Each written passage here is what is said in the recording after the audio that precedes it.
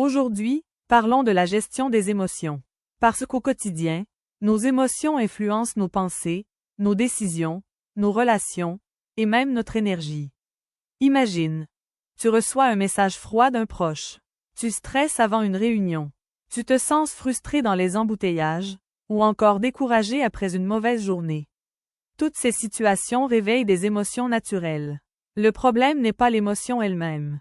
Le vrai défi, c'est la manière dont on la gère. Première étape.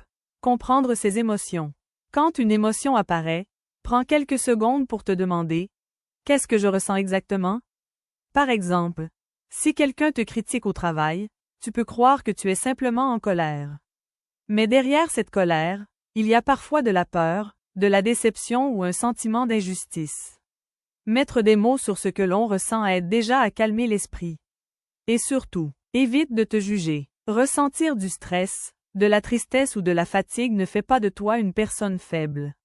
Tu es simplement humain. Deuxième étape, accueillir sans résister. Souvent, on essaie d'ignorer nos émotions en disant « Ce n'est rien.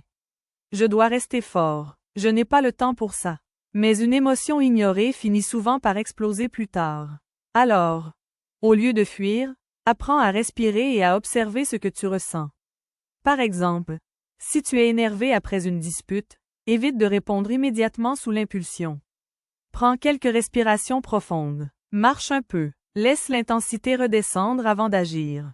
Troisième étape, réguler avec bienveillance. Ton corps et ton esprit ont besoin d'espace pour relâcher la pression. Certaines personnes se sentent mieux après une séance de sport. D'autres après une prière, une méditation, une promenade ou quelques lignes écrites dans un carnet. Même des gestes simples peuvent aider. Boire un verre d'eau calmement, écouter une musique apaisante, ou couper quelques minutes les réseaux sociaux quand la surcharge mentale devient trop forte. La gestion des émotions, ce n'est pas supprimer ce que l'on ressent.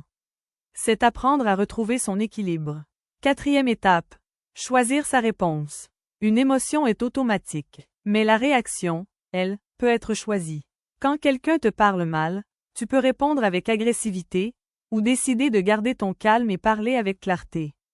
Quand tu échoues dans un projet, tu peux abandonner, ou transformer cette expérience en apprentissage. Prendre du recul avant de réagir évite beaucoup de regrets. Cinquième étape. Cultiver un équilibre au quotidien. La stabilité émotionnelle se construit chaque jour, avec de petites habitudes. Dormir correctement. Avoir des moments de calme.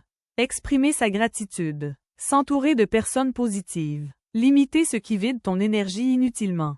Petit à petit, ton esprit devient plus résilient face aux difficultés. Au final, rappelle-toi, avoir des émotions n'est pas une faiblesse. C'est une preuve que tu es vivant. Le vrai pouvoir, ce n'est pas de tout contrôler. C'est apprendre à traverser ces émotions avec conscience, calme et sagesse.